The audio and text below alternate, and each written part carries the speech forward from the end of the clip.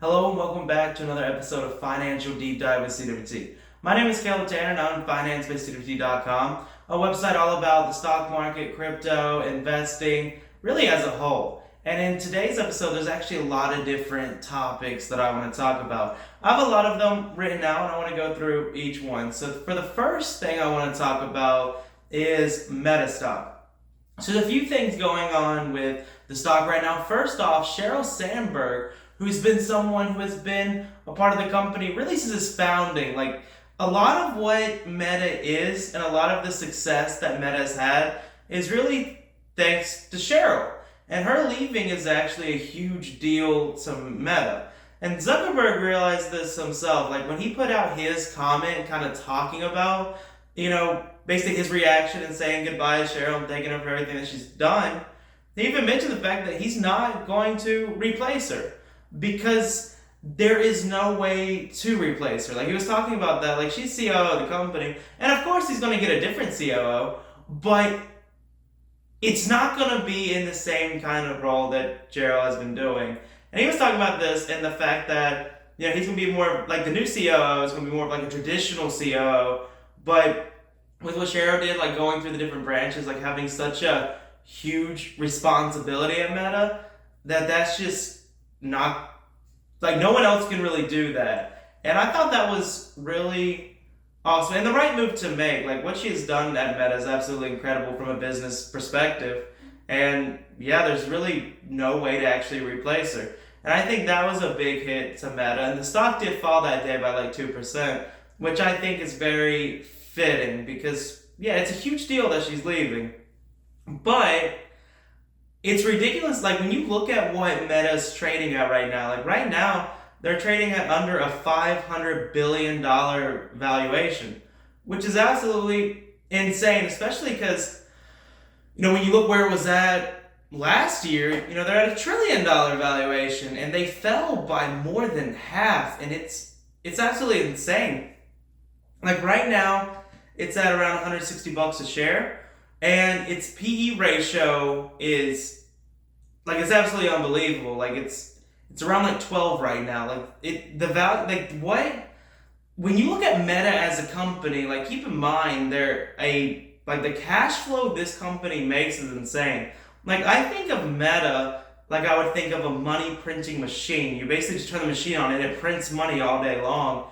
And it's an amazing business to be in. Like, what Meta has done with social media is the most incredible thing in the world. Especially when you look at like Snapchat, they're not profitable. Twitter has never really found out how to make money. Like, social media as a whole has been a very hard business to be in because it's very difficult to actually make any money. But Facebook, Instagram, like, they basically just print money all day long. And it's absolutely amazing. But you look at that, you look at their insane growth. Like, Facebook is more popular than it's ever been before, and it's still growing by like an insane amount. Same thing with like Instagram, more popular than it's ever been before, and still growing. Like, the fact that Facebook has maintained its dominance for so long as a social media platform is just insane. Like, it's crazy because usually social media, like, when it becomes really popular, then it kind of dies down. But Facebook, like, for really since creation, has been the social media platform. And when they saw Instagram, like, kind of taking that away from them, they just bought Instagram, which was one of the greatest decisions of all time. Like, I do think that was probably the greatest company acquisition of all time.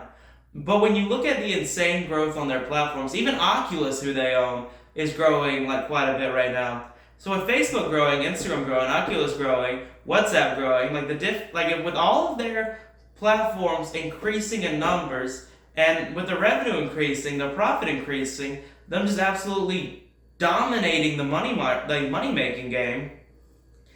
It's insane to me that you see them trading at a PE ratio that you would expect a tobacco company would have. Like, tobacco companies, they don't really grow too much. They kind of just sit there. They make money. Like, they basically don't really trade that high past earnings because they're kind of done. They're where they are, and they're going to stay there. But Meta is still growing at an insane rate it's still making a ton of money, and yet it has a PE ratio of a tobacco company. Like, that's absolutely insane to me. When you look at the fundamentals of what Meta stock does, it makes no sense for them to be trading at this valuation. I still believe that the true valuation for Meta is over $1 trillion. Like, I believe that just by, owning the stock right now, I think it should be trading, 2 to 3 times higher. So this is like a no-brainer stock to own for me. Like, I've been accumulating shares of this business for quite a while. Basically, as it keeps falling, keep dollar cost averaging into the business, and I think I can 2 to 3x off this in the short term. A lot of times when you find a company like this growing that much, you expect to make or when you see a company of the size of Meta, you expect not to really make too much of it, because it's supposed to be a safe investment to make. Like, maybe you'll probably go up in value, but with this company being so insanely undervalued, it makes sense to own this business, right? Because of the actual, with everything growing, the fundamentals of this business could not be better if it tried. And a lot of people look at Meta and they're like, no, I don't want to own that. With Apple changes privacy policy, they're going to be making less money advertising. And to that, I would say, really? Because think about it like this, right? So if you're a business and you want to advertise, you got a bunch of different choices. You can go traditional sense, but the issue with that is that, most people that see the ad are not your target market. You're basically throwing it in a very broad way to see people, and they're not your target market. You could do that, you can do other traditional senses, or you can go digital like social media. Right? You can advertise on Snapchat, it's kind of expensive and it hasn't really proven itself yet. You can advertise on Twitter, which is also very expensive and doesn't really, still hasn't really worked in the way that Facebook has. Or you advertise on Facebook, maybe it's not going to be as effective as it once was, but it's still going to connect you with the target market better if you use if you actually market it through the right hashtags. And it's still, a relatively cheap platform, and it still makes the most sense. If you're a business owner, Facebook's might not be as effective at advertising now, but they're still more effective than everyone else. So if you're going to advertise, you can go with the most effective or the least effective. If you're going the most effective, you're going to go Facebook, Instagram every time, because that's just the reality. So even with all that, I don't really think that's going to be that big of a problem. So I do think Meta is probably one of the most undervalued companies in the world right now. So yeah, that's kind of for this podcast episode, I'm going to give that the stock of the episode. For me anyway, that's the stock that, I think is going to be the best hold, basically.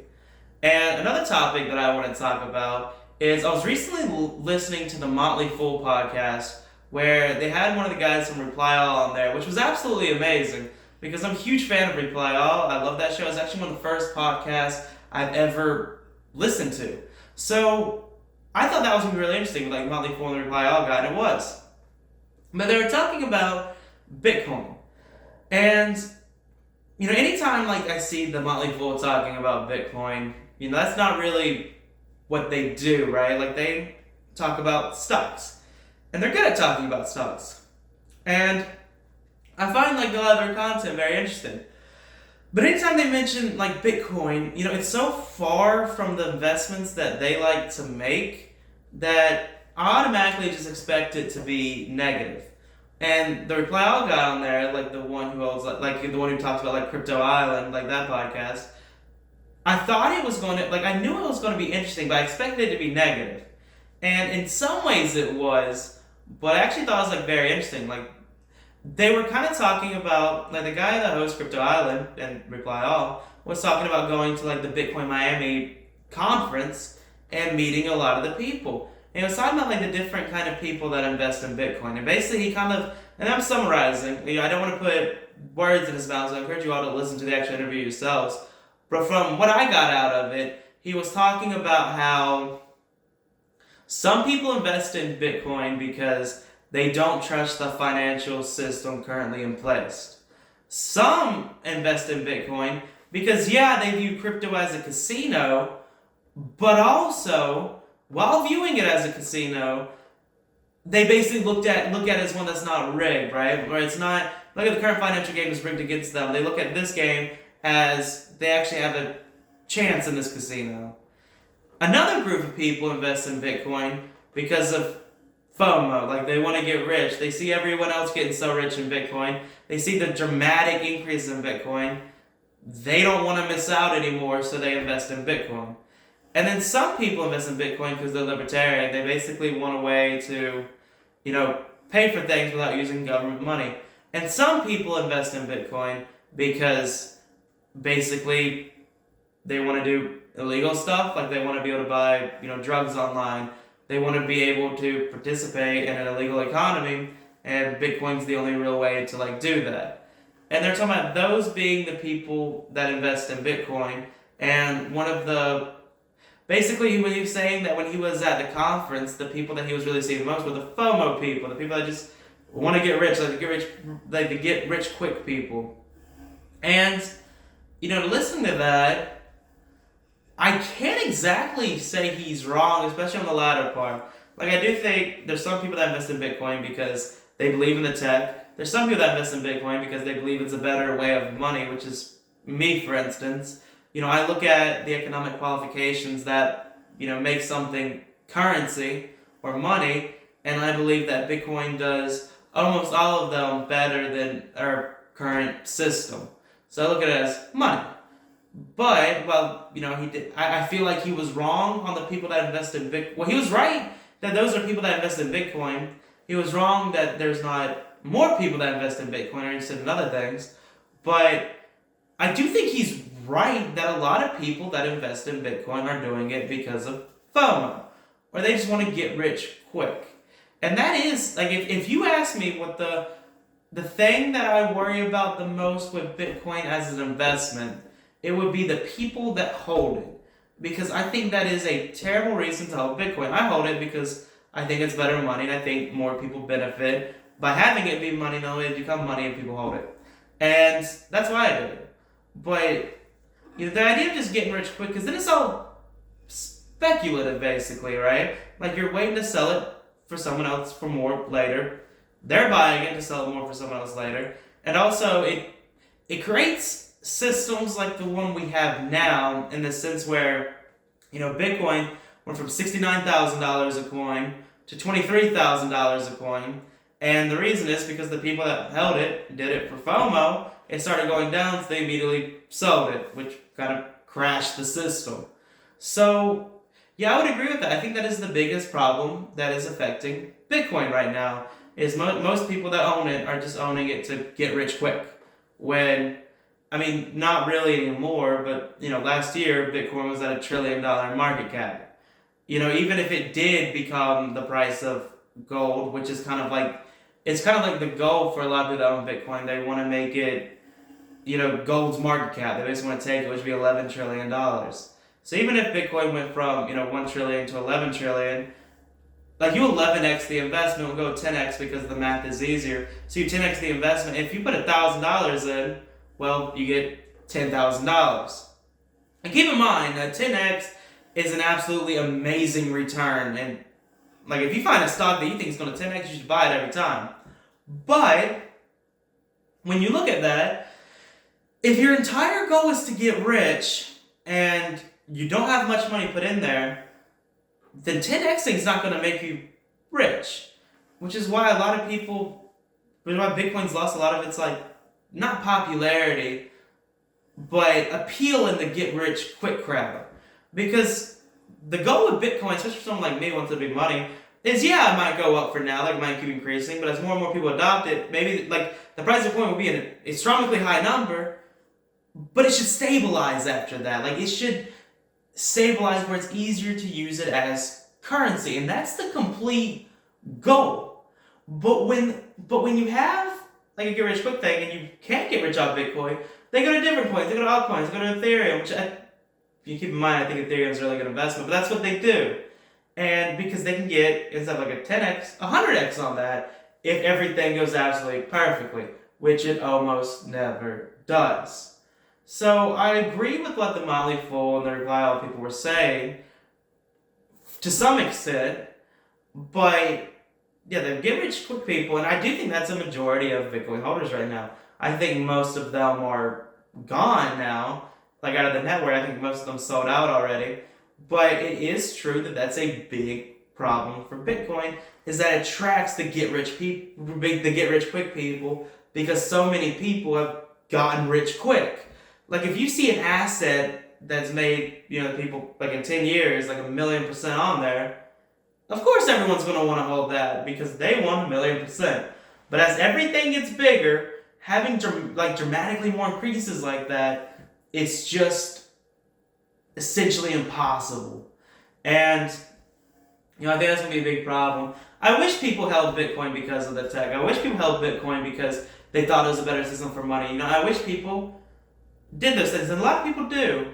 And we see it all the time. Even like the Lightning Network for Bitcoin is still processing transactions, even with a much lower price than Bitcoin. Those are people that are using it as a currency, and that's a good thing. But yeah, I think the get rich quick people are a big problem. Overall, though, I thought the interview was absolutely amazingly interesting. And I do want to say the Motley Fool doesn't really endorse holding Bitcoin. The guy from Crypto Island, Reply All, he was not saying, he doesn't hold any Bitcoin himself. Not because he necessarily doesn't believe in it, which he most likely doesn't, but not because he doesn't believe in Bitcoin, because as a reporter, he doesn't want to become biased, which I tremendously respect. I do think it's an interview a lot of people should listen to because I think it's really, really good, actually. And another topic that I had that I want to talk about is buying based off, the current market trends. Like right now, stocks are performing absolutely terrible. And when I formed this company, Finance by CWT, which owns this podcast, when I formed the company, it was a financial media company / investment company. The entire business model is to create content all about the market, monetize the content, use the ad revenue from the content to invest into different publicly and privately traded companies. And that's what we do. But while the media side's doing fairly well, the articles on the website are doing fairly well. The podcast, still a lot of growth that I want to do on this thing. And I want to do growth on all of them, but the articles are performing pretty well. And that's the business model that we have. And while the media side's doing well, the investment side, with the current market trends, it's kind of what exactly should we do as a company? Obviously we invest the money, but the current market trends, is it almost destined to lose money in that area, with the investments, at least in the short term? And should we be buying right now or holding the cash to buy later? And with that, I think about Warren Buffett says he has no idea how the stocks are going to open Monday, and neither do I. No one does. No one knows how the market's going to open Monday. No one knows. You see everyone saying SPY's going to 350, or the market's going to be in a recession for 20 years, and maybe, but no one has any idea. And I still believe that time in the market beats trying to time the market every single time. So since no one knows, the only thing we do know, or some things that we know, we can look at a stock, we know their PE ratio, we know the PS ratio, we know the current valuation, we know the year-over-year growth, and we can look at all that and decide if that's a business that's worth investing in. So even, it doesn't matter if we're in a recession for 20 years or 2 more months, or even over tomorrow, it doesn't change anything, because the actual fundamentals of the stocks, to me, are the only thing that actually matter. So I look at that, for instance, we talked about Meta in the beginning of the podcast. I look at that and I want to invest money in it. Because the year-over-year growth, the current valuation, the PE ratio they currently have, the growth possibilities of it, I believe in the metaverse. When I look at all those factors, I don't see a way long-term that I can lose money investing in Meta. And maybe I'm wrong, but I don't see it. So I invest in Meta stock. Who cares what happens in the short term? Right now it's at $160 a share. let's go drastic with this. It goes to $100 a share. If I like the price at 160, I like it even more than 100, so I buy it again. And that's how I look at it. So with that in mind, you apply that to every other stock. It doesn't matter for a recession. It doesn't matter if we absolutely collapse essentially, or not collapse. It doesn't matter if we absolutely just decrease for 20 more years. If you look at the absolute fundamentals, you look at the businesses, and you trust that the business will grow, that's what I invest in. And Warren Buffett talks about this too. He's like, I've never once looked at the current market trends and decided if I should invest into a stock or not. I look at this stock. And I think that's a very important thing to remember right now is the stock itself, look at it, research it, and that really tells you what to invest in. So right now, it doesn't matter for the bear market, bull market, anything. I have a very long time horizon, most likely. So I buy stocks. It doesn't matter what's happening, I buy stocks. Because with a very long time frame, the only thing that I think really matters is the actual stock market fundamentals. So I think that's a very important thing to know right now. But that's it for this podcast episode. Make sure you subscribe, whatever platform you're currently listening on. If you're listening on YouTube, push the subscribe button. And thank you for listening.